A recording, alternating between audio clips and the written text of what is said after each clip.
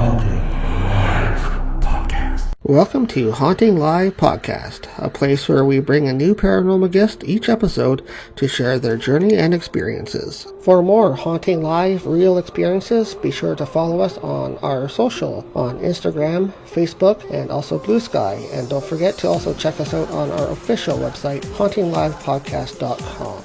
Yeah, I really like to think that I bridge the worlds of the cosmos and the body and our existence here on Earth. So happy to talk about that.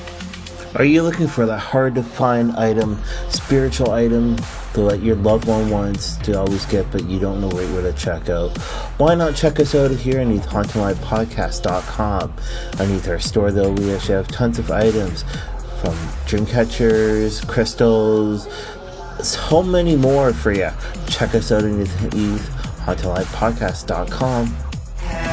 Check out Divine Oracle Podcast with your hosts, Gypsy Lady Eva and Brother Chris, as they discuss spiritual topics and current events. Sit back and listen. A new Poppy. Hey, Hauntinglive podcast fans. This is your girl, Yolanta Meri. Now, we always have great ones for you, but this one holds a special place in my heart because I like looking up at the stars at night. And you know what? I found that they have a lot more meaning than anything I could have possibly imagined.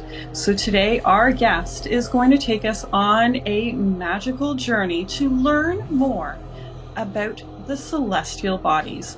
Today we have an astrologer, soul alchemist, and embodiment guide, the founder of astrobloom.ca, the wonderful Vanja.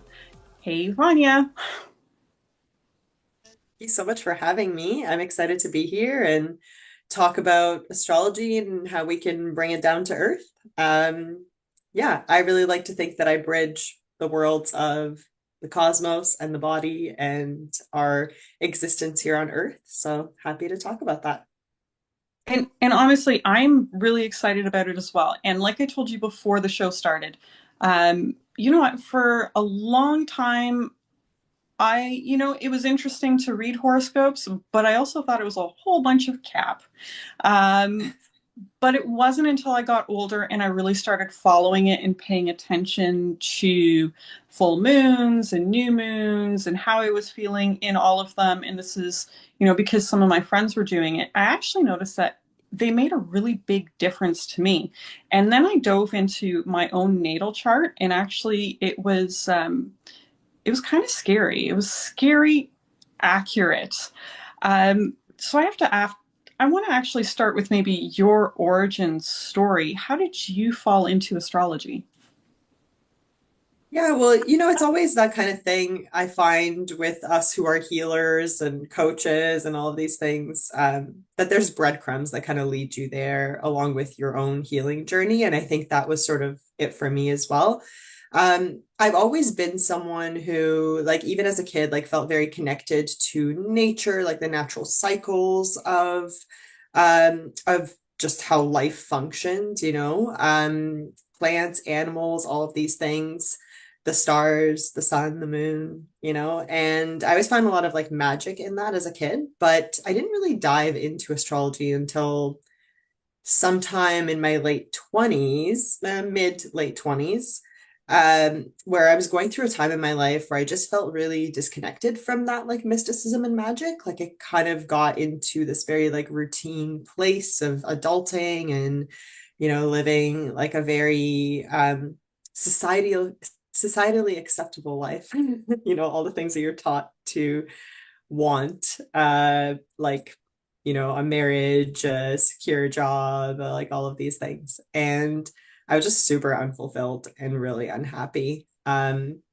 I decided to just start doing a little bit of digging, like, who am I really? And like, what makes me happy? And what am I passionate about?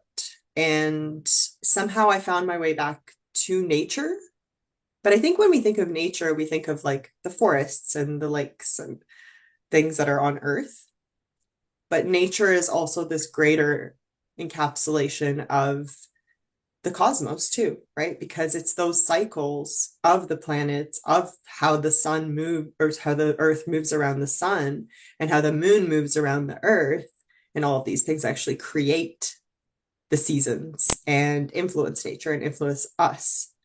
Um, so that's kind of how I came back to astrology, I guess, because I was always into it, but I didn't really dive as deep until that time. And I just found so much, I just uncovered so much remembering through it, I would say, felt so much validation of like who I really was deep down and like what made me happy and what I was longing for and all of these things. And that was kind of the beginning and the end.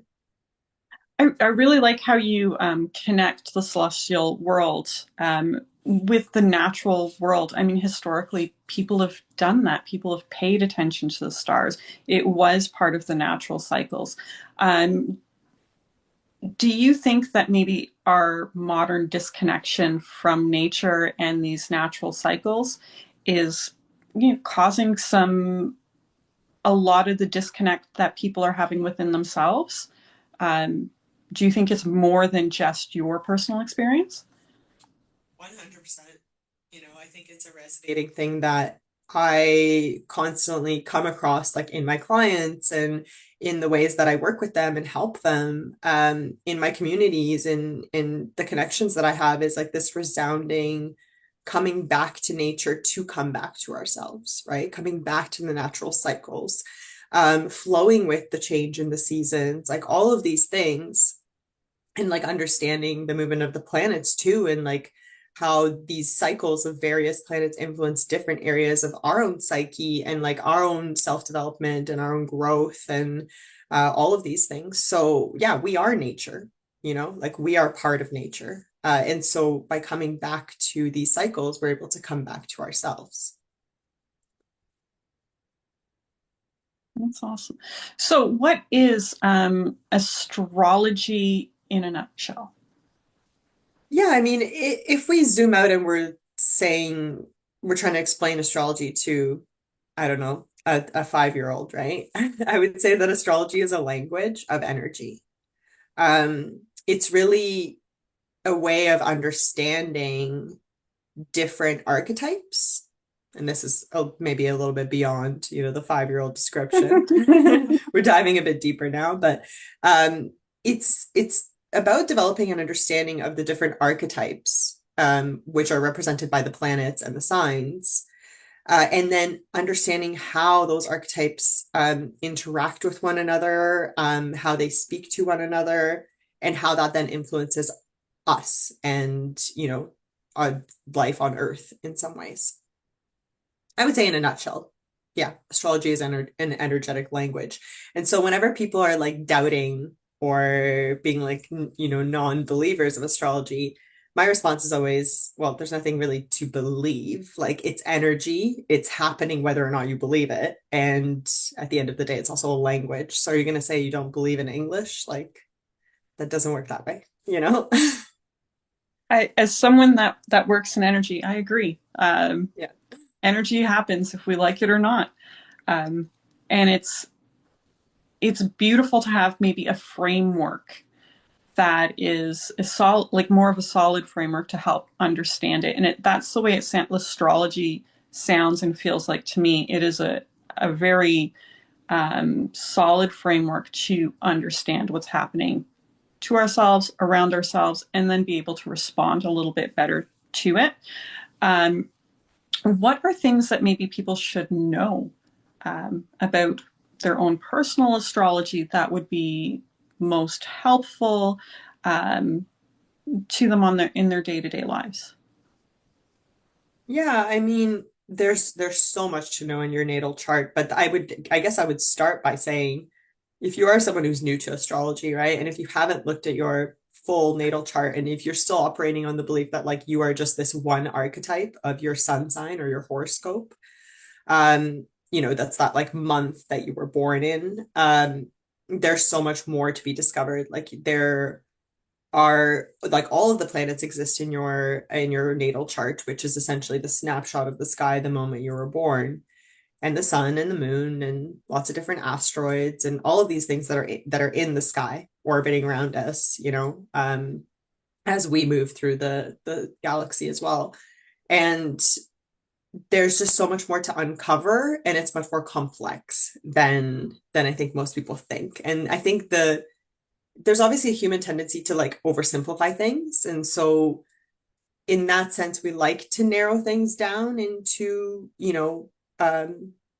more simple, digestible descriptors when we look at something that complex. But we also then sometimes use that as an excuse to maybe discount like the truth in those things. Like if we hear something that doesn't resonate, right?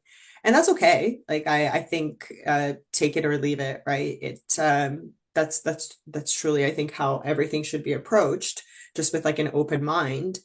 But I would say, look beyond the sun sign. And particularly for me, one of the aspects of the birth chart that has been a huge part of my own healing journey and is something that I really integrate in my work with my clients now and in my upcoming offering that I'm developing, all about healing the nervous system and being able to experience the full spectrum of emotions so that we can feel things like pleasure and joy as well. It links back to the moon in astrology. So the moon in your natal chart, it changes signs every 2.5 days. So it's pretty personal to you. And it represents sort of your inner self or your subconscious self. It represents how you sort of move through your daily life, how you get your emotional needs met, how you process your emotions, how you regulate your nervous system, right? Like all of these like very nurturing qualities. The moon is the mother archetype in a lot of ways. And so for me, the moon has always kind of been this foundation of the chart through which we can like shine our light and be in our sun energy, because the sun is what gives you energy, how you share your light with the world. It's a lot about your life purpose. And if we don't have that like foundation of the moon, then we can't really be in our sun either. So that's one that I really like working with. The other one that I would, I'm someone who works a lot with feminine energy. And so naturally the other one would be Venus. And they're both quite feminine in their expressions. And Venus is all about that second part that I mentioned in the upcoming offering that I'm going to be releasing soon, called Blooming Beyond Grief. Venus is like embodiment. It's that connection to the wisdom of the body, to our sensuality, to our pleasure, to our joy, right? Like the Venus reminds us why it's worth feeling things. The moon tells us how to feel it and how to move through it, especially when it's difficult emotions, when it's grief, when it's heartbreak, when it's, all these things we tend to avoid. But then we have Venus to bring us back into that remembering of like, this is why it's worth it, right? Because if we're just emotionally monotone or numb, we don't get to feel the highs. Yeah, we don't get to feel the lows that we don't want to feel, but we also don't feel the highs. So those are two like very core, I would say, archetypes or planets that I tend to work with quite a bit in my work and in the way that I support people. But there's so much more, right? Those are just two celestial bodies out of so many. Okay, so if I were to find out, and I'm just going to make this up because I can't for the life of me remember what mine is, but let's say that I had my Venus was in Scorpio. How would I work with that energy? What would I need to know to be able to make the best out of actually knowing what my planet was in, or what what my sign was in a particular planet? Yeah, well, you pick a very good example because my Venus is in Scorpio, so I know it intimately. And actually, so Venus in Scorpio, Venus, first of all, like I said, I sort of already mentioned a bit about what it represents, but Venus also represents at the core of it, it's like love and money, right? And these two things are very interconnected. So it represents our belief in what we are worthy of at the end of the day, and what we long for, like what our heart truly like desires, because Venus is also connected to the heart chakra. So it's really that bridge between the lower chakras, and the chakras are the energy centers in the body, for those that might not be familiar with the term. There's sort of 7 main ones that we work with, although there are many other smaller ones. So the bottom 3 chakras are very much to do with our like physical presence in the world. And the top 3 above the heart are much more connected to the spirit realm or the energetic realm. And so Venus is the bridge between those two. And her symbol is a circle with a cross attached to the bottom of it, like that feminine symbol. So she actually really speaks to how we are able to manifest from ether, from energy, from that like spirit realm into the physical.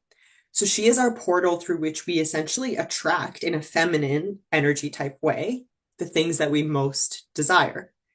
But the way that we do that is by aligning ourselves to the archetype and to the light expression, because everything in life, everything in astrology, everything in the universe has a yin and a yang, a light and a shadow. Actually, I said that the other way around. So yin is shadow, yang is light, expression. And that, so every sign, every archetype, like Scorpio, right? Scorpio has this like light expression and this dark expression. And Scorpio tells us the lens through which Venus shines her light. So when Venus, which is all of these things that I just mentioned, shines her light through the lens of Scorpio, she becomes very passionate, really emotionally deep. Scorpio is this energy of like soul level merging, right? It's this like energy of almost like fire and water together. When I think of Scorpio represented by like a body of water, I always think of the hot spring. Because it's this blending of like passion but feeling, right? And it's actually a difficult placement for Venus to exist in, because Venus in some ways is a little bit superficial, right? She's the planet of beauty and like aesthetics and art and all of these things. But in Scorpio, she wants to go like super deep. And so that means that if you have your Venus in Scorpio, your intimate relationships, and specifically your romantic relationships, like there's this big longing and desire for like deep merging, right? To really be seen at your soul level, and to be able to see the person that you're connecting with at that level too. And for there to be this level of vulnerability and openness and like passion is super, super important, right? Physical intimacy isn't just physical intimacy anymore. Like it's energetic, it's spiritual. But with that also come these challenges and the shadow behaviors of Scorpio, which is like being really intense, like forming really intense attachments that are difficult to like, you know, move on from, diving super deep really quickly with when it might not actually be safe to go to that place yet with this person or in this dynamic, right? There's a lot of transformation and change that happens through and like shadow work and healing that happens through relationships with Venus and Scorpio. Because Scorpio at the end of the day is also about this like willingness to look at your shadows, to look at your suppressed parts of self, the parts of yourself that you don't want to witness, right? And that kind of gets revealed to you in your closest connections. And there's so much transformation and growth that happens from that. Because at the end of the day, Scorpio is also about transformation, death and rebirth, growth, right? And so that's going to mean that those are themes in your relationship to finances, in your relationship to your resources. You know, there might be this like a theme of burning things down, right? Starting over, like Phoenix rising from the ashes. And the more you own what your Venus asks of you there, the more you allow yourself to take up space, allow yourself to long for that deep connection that you want without making yourself small, to be more palatable to, you know, people that you want to have on your side or you want to have relationships with. the more you move into that alignment with your Venus, and the more you are then able to attract resources, relationships, situations that align with what your Venus wants. Does that make sense? So it's about knowing, number one, just having a knowing of the sign that's there, and then leaning into it. Yeah. Leaning And I think into the meaning of that sign in that aspect. exactly. And like, and embodying it in your life, right? Like, because I think there's this thing where when you uncover a knowing or a truth, right? When you're willing to look into maybe those hidden aspects of self, like your psyche, like do the shadow work, all these things, when you uncover something, you can't really look away from it, right? Because you know it and you see it now. So you have to then have the courage to like live for them from that place. And living from, using this Venus and Scorpio example, living from a place of like owning your intensity, owning your desire for deep intimacy, it's like kind of scary in a surface level world, right? Because you're constantly bombarded with the perception that like, oh, my needs are too much, or I'm too much, or I want too much, or like all of these things. And there's also this deep fear of like being vulnerable, like wanting to be seen, but also being super afraid of being seen because of what that might mean. It might mean rejection, it might mean abandonment, right? And so I think it comes from exploring all of these truths of that archetype, of what that energy represents, and being at peace with it, and being at peace with the light and the dark expressions of this energy, and having the consciousness to live from the light as well, right? And to live from like the high vibrations of that energy, which is this ability to cultivate beautiful, intimate connections with the right people, right? So my understanding of working with maybe the negative aspect of the opposite side of a polarity. So the shadow aspects of a sign, it would be if we're repressing that expression of the sign, if something is blocking our ability of that expression, that's when those shadow aspects are most likely to be present. So they're always present, but normally they will not flare up unless we're repressing it ourselves, or unless we think that there is some form of a blockage that's stopping us from embodying the light aspects. Is that the way you see it as well? I would say so for sure. I think the low vibrational aspects come from when you're not living consciously. Like I think it comes like often the shadow expressions just come from subconscious patterns that are autopiloted, right? That run on in the background that you're not aware of. But then the way that we raise our consciousness and our self-awareness is by observing. And at the end of the day, astrology is literally all about observing. It's about observing the patterns and the cycles throughout your life and noticing. And I think for me that's something that is not just about astrology. It's in my life. It's in my day-to-day. It's really this, I guess the best way to describe it is really like this path of like the mystic. Like everything in your life does have some deeper meaning and symbolism and synchronicity if you just have the willingness to look and to notice. I think I was on Insight Timer this morning, like that meditation app, and they always have a daily quote. And the quote was something to do that, like it was a Carl Jung quote about synchronicity being always present if you're only willing to look, right? And I think that's kind of what it comes down to, whether we're talking about astrology or nature or just life in general. So before the show started, we talked a little bit about symbolism.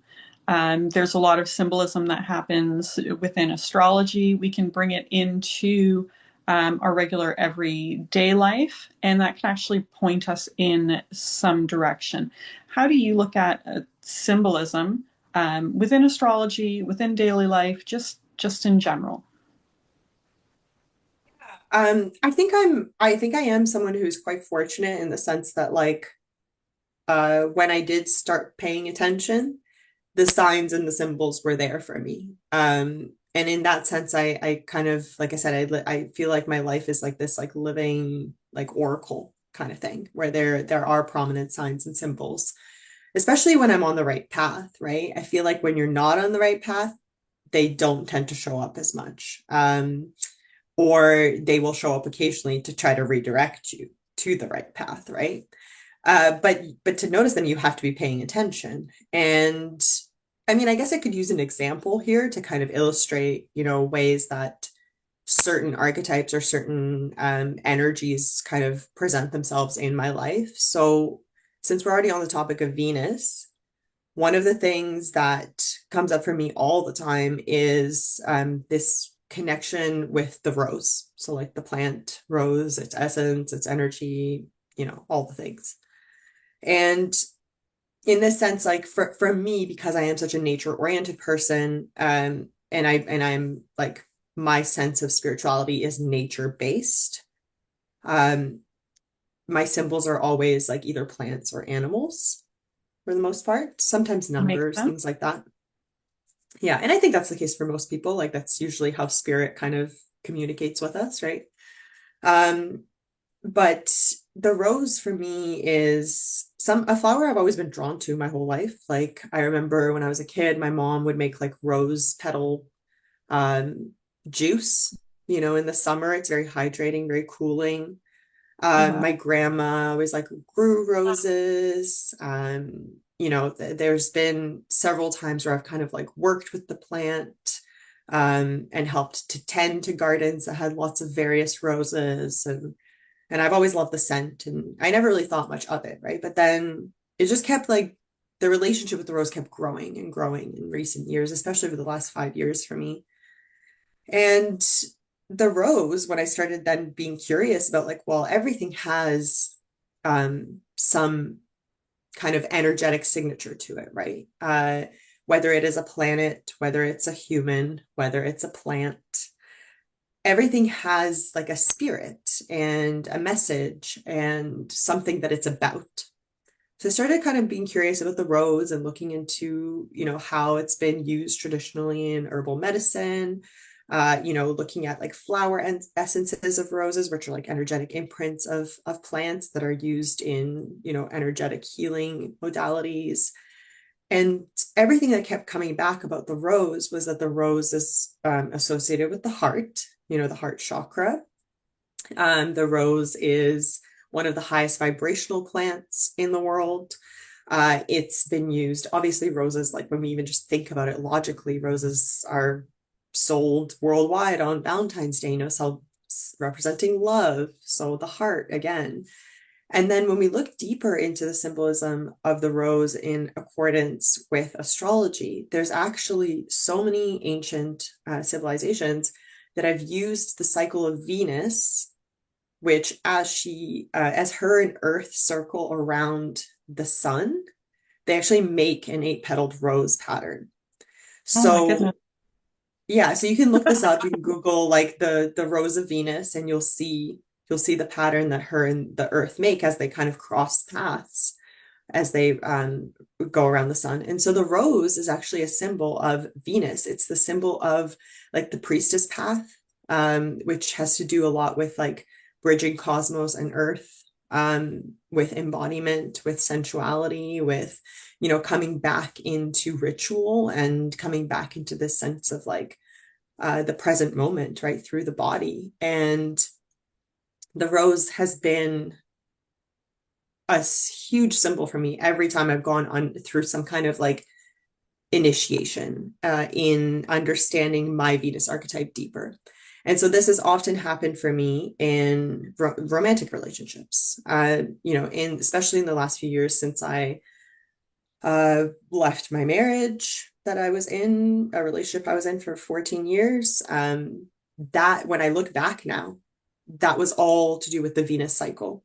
And the rose was there along the way, whether it was, you know, a rose plant that I planted that came to me somehow, or, meeting people who have rose tattoos and then being really significant parts of my life in some way, that have shown me maybe where my needs weren't being met or were being met in terms of what I desired from a romantic connection. Lovers reciting poems to me about the rose randomly without knowing anything about what the rose means to me. Making a rose oil perfume when I was in Spain and Granada on like this very spiritual journey a few years ago doing my yoga teacher training. Like they're messengers. And I think when you start to recognize symbols as messengers of different archetypes and different energies, you go beyond the meaning that they are assigned culturally and historically, and you develop a relationship with that messenger, but also with that energy in your own chart and in the sky. And this all links in with the cycles of Venus and how Venus has affected my personal chart, for example, in recent years and taken me through big transformations and initiations and all of these things. That's amazing. I don't, people get symbols and signs all the time and they miss many of them. I know I miss a lot. Yeah. Until essentially they hit me in the face. It's normal. So if you're listening and you're realizing you're not seeing any signs, don't worry, you're not alone. Because I that's part of the hustle and bustle sometimes is we just don't look. But if we want to deepen our own experience, if we want to be guided a little bit better, and have better outcomes, as you've experienced, and I know as I've experienced as well, becoming conscious and following the symbolism and the signs is incredibly useful, and being able to derive meaning and a personal relationship just makes it that much better. I mean, yeah, and I think it's like it comes down to then also working with the universe, working with spirit, God, goddess, whoever, whatever resonates with you, because you don't feel separate from the oneness that encapsulates all living things, right? And I think that's really what's like there. You need to really like be open to that, right? You need to maybe ask for guidance, right? Develop, like I said, it's a relationship, right? So you're developing a relationship with a plant. So yes, you need to honor that plant as well in your life. You need to, maybe grow a rose, right? I'm just using the rose again as symbolism, like grow a rose, take care of a rose, right? Maybe spread the medicine of the rose in some ways, by making, I don't know, potions from rose petals, making some juice from rose petals, right? Because that's how we give back to the plant, to the energy it represents. Yeah.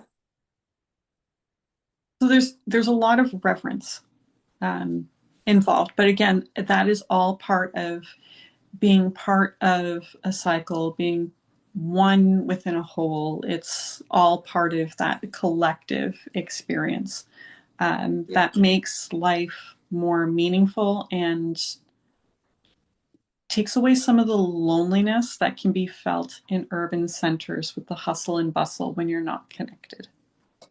Yeah, and I think that's why, coming back to what we started the podcast off with, that whole coming back to nature to come back to self. It really does come down to that, in my opinion, because we are part of nature. And yes, cities are great for various things, but I think nature is just what reminds us that we're part of something bigger, because we're able to slow down, we're able to be more present, and we're able to maybe see some of these synchronicities and feel them and observe them and be part of them too, and not experience them as something outside of ourselves. And then it's about, like getting those affirmations, maybe like from the unseen realm in some ways, from the spirit realm of like, okay, maybe this is going to be an important relationship in my life, or this is going to be an important initiation, and all of these things. And one of the things you also said is like, I think you were referencing like the fact that these things can bring maybe pleasure and stuff like that, right? Like feeling supported and feeling guided, and knowing that like good things are going to come from it. And I would say that when I've been initiated by Venus, yes, great things have come from it at the end, but it's not always like roses and sunshine, like especially as a Venus in Scorpio. The thing that you often have to unlearn is that like love is pain and love is suffering. And so sometimes Rose comes in as an initiation to remind me like, okay, yes, this is going to be important, but it's also some of the most painful experiences I've had that have then taught me to find more self-worth, right? Ground more into my self-worth, come closer into alignment with my truth about what I actually desire, have more agency to like own that as well, and not feel like too much or feel embarrassed by it or whatever, right? So yeah, just to say it's not always affirmation of things going smoothly, and that's okay, because at the end of the day it's the wisdom and it's the growth that happens from that, and it's the alignment that happens from that that is truly the gift. So basically, dark night of the soul. Yeah. When people are, I hear that word, well, that phrase thrown around a lot. Not everybody seems to understand it, but this is part of dark night of the soul. It's overcoming, it's shedding. It is what we need to build the foundations of the wonderment that we actually want. It's a very important aspect. Yeah, it's stripping back the things that are inauthentic to you. And I think that, obviously I've spoken a lot about like a personal example here, which very much has that scorpionic flair. It's not necessarily going to be the experience of people who maybe have Venus in Taurus, which is the exact opposite, right? Of really coming into like your body in the sense of like physical security and grounding and stability and strength and steadiness. And, it can be very different based on where your own Venus is, for example, in your chart, if Venus is the archetype you're working with. But I think in my life, as we've kind of chosen to share some of these examples, they're very scorpionic. The other one is like, we talked about this before, but when you and I had when I had a reading with you, there was the cowboy, like, or the snakeskin boots that showed up. Yep. And, being very in alignment with the year of the snake right now. And just this energy of like Scorpio for me, which like I'm a Scorpio rising, Pluto and Venus. So there's a lot of that energy in my life. And was sort of an initiation of that archetype in some ways as well. So. Really, I like how that symbol came to you in your life, because those were some pretty sweet boots. They are, right? Yeah. I know. So, the good and the bad, the initiations, through trial, but also the wonderment that comes with it. Yeah. So, Vanja, soul alchemist, embodiment guide, astrologer. What can you do for people if they come to you? Yeah, there's so many different services that I offer, from coaching, one-on-one support, that I would say people usually find me when they're going through a big transition in their life, a big transformation, and coming back to their more authentic sense of self is sort of what I work with. So there's that coaching element. There's, one-off readings for people, whether it's a natal chart reading, whether it's a forecast reading of sort of what's the astrological weather going to look like for you over the next little while. How can you navigate that? How can you prepare in the earthly realm? Yep. There's astrocartography readings, which is a really, really cool way of reading people's charts of the world, essentially based on their unique astrology chart, and it tells them the type of energy they'll experience in various places, what to expect from those places. And then there's various online sort of offerings. So I have a intro to astrology course, and the current offering that I'm just about to release in the next few weeks, Blooming Beyond Grief, which works with really these two archetypes we've been discussing, the Moon and Venus, to help you own your full emotional spectrum so you can live a more pleasure-filled life. So yeah, there's lots of different ways. I think the best way to kind of find out about those and stay in touch is to follow me on Instagram at astrobloom.ca. And yeah, I share a lot on there about everything that I can help people with. And I know I follow. I enjoy all of your content. It's very insightful. For me, astrology is a little bit more complicated than I want to get into, and I'm really grateful for people like you that are able to understand it and make it practical for other people to use. So if you're curious about your own natal chart and what the heck to do with all that information, Vanja is your girl. astrobloom.ca, or check her out on Instagram by the same name. I hope you guys enjoyed this episode. Feel free to add some comments to whatever format you're listening to this to. If you have any questions for Vanja, if you want to hear more from Vanja, we'll bring her back. Just let us know in the comments below. Thank you, everybody, and thank you, Vanja, for joining us. Thank you so much for having me. Miss one of our episodes? Replay our episodes on Rhode Island Broadcasting. Show your support for Haunting Live by supporting our broadcast partner, Rhode Island Broadcasting. Find them on YouTube. For more Haunting Live real experiences, be sure to follow us on our social on Instagram, Facebook, and also Blue Sky. And don't forget to also check us out on our official website, hauntinglivepodcast.com.